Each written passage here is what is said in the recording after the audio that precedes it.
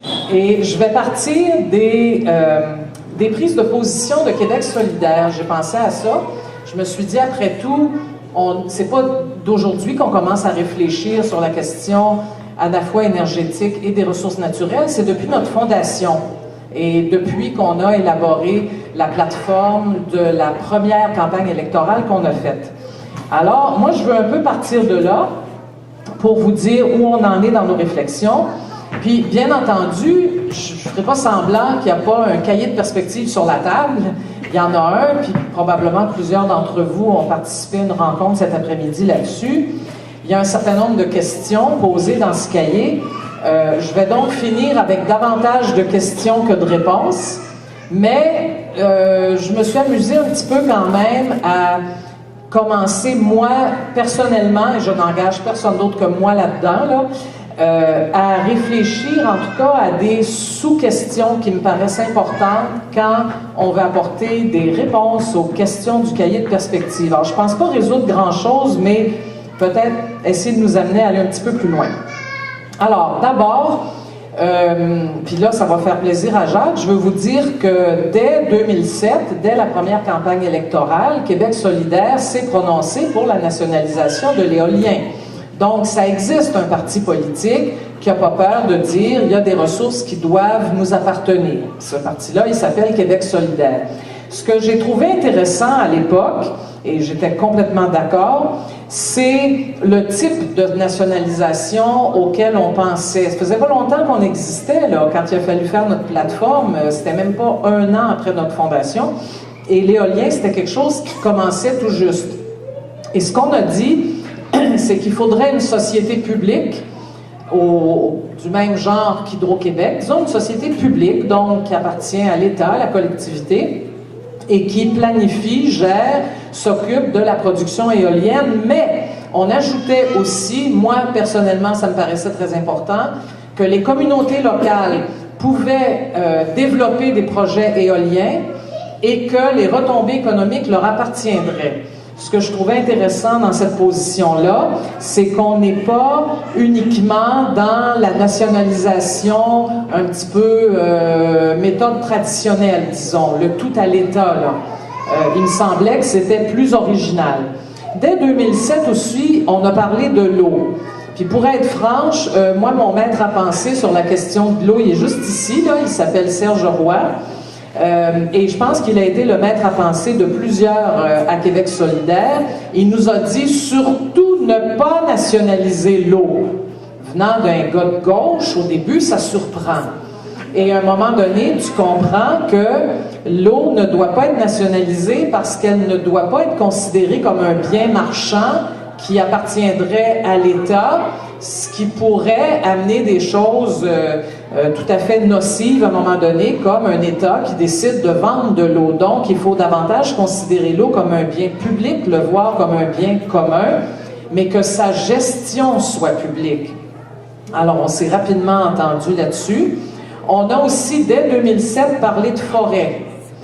Et là, bon, alors là aussi, il faut regarder les choses telles qu'elles sont au Québec. 85% de la forêt québécoise est déjà propriété publique. Il y a beaucoup de gens qui ne savent pas ça. Elle appartient déjà à l'État. Alors, quand on dit on va nationaliser la forêt, on parle de rien, là.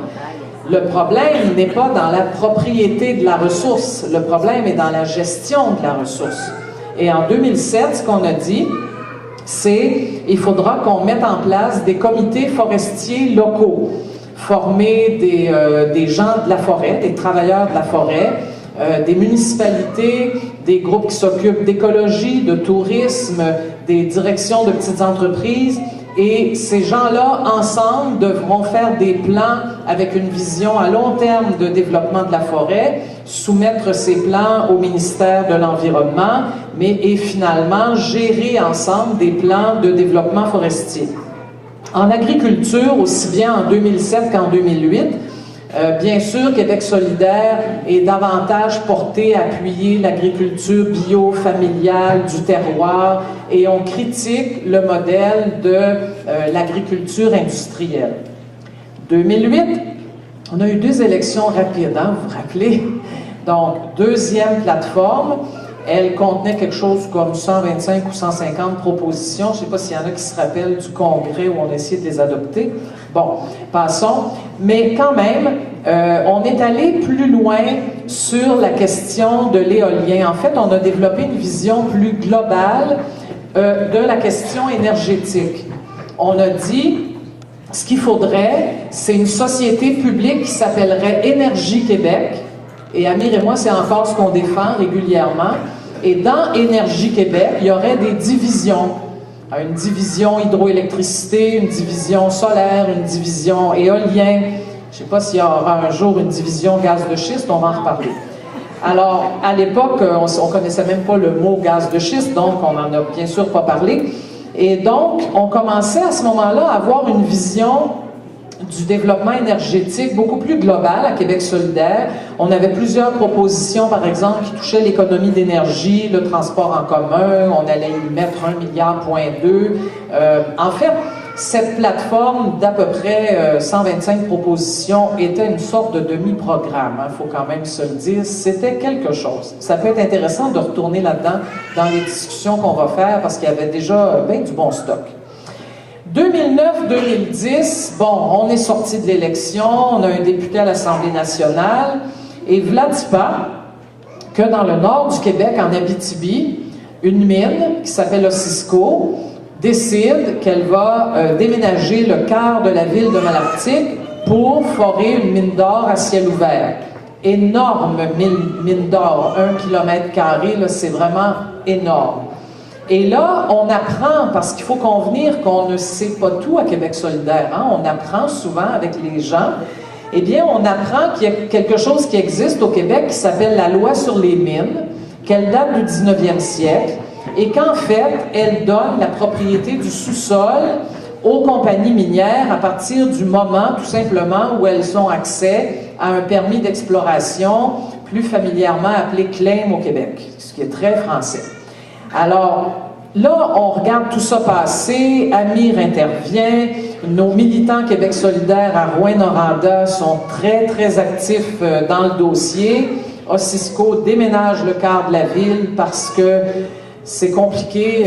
Bon, ça serait trop long de tous raconter ça, mais le maire est d'accord, les élites municipales, politiques, économiques sont d'accord, puis un certain nombre de citoyens sont d'accord aussi, d'autres pas.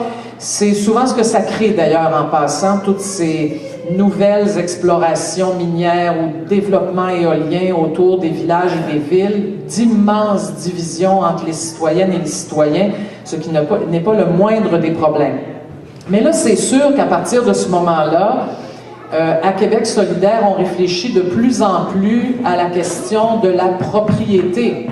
On avait commencé avec l'éolien, mais ça, c'était facile, parce qu'il y en avait tellement peu que quand on disait, si nous, on était au pouvoir tout de suite, là demain, on nationaliserait, bien, c'est pas compliqué, parce qu'en fait, on n'avait pas grand-chose à nationaliser, on avait juste à décréter, c'était à nous, puis qu'on le ferait. C'est plus compliqué quand tu te mets à parler des mines, disons.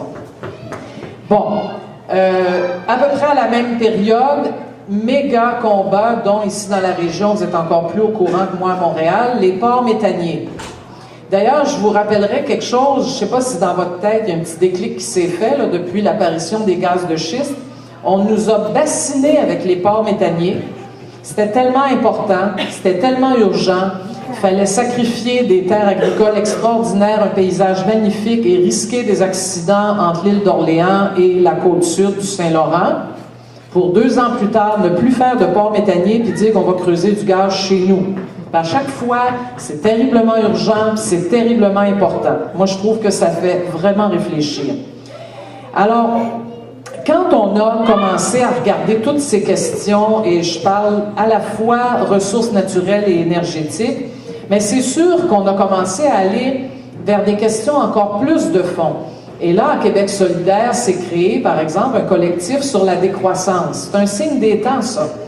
Et je sais qu'ici, à Québec, il y a des groupes qui prônent la simplicité volontaire, j'en ai déjà rencontré. Donc, la première question qui se pose pour plein de gens maintenant, c'est faut-il autant d'énergie qu'on le dit? Ou alors, est-ce qu'il n'y a pas des questions à se poser sur la surproduction et la surconsommation? Deuxième question, bon, comme on ne retournera quand même pas à la chandelle 24 heures par jour, 7 jours par semaine, puis qu'il faut quand même des sources d'énergie, il y en a ici ce soir, bon, quelle source d'énergie? C'est la question qui se pose de plus en plus au Québec depuis quelques années. Et ces sources d'énergie, quelles qu'elles soient, à qui doivent-elles appartenir? Alors, on se pose toutes ces questions-là à QS et arrivent les gaz de schiste.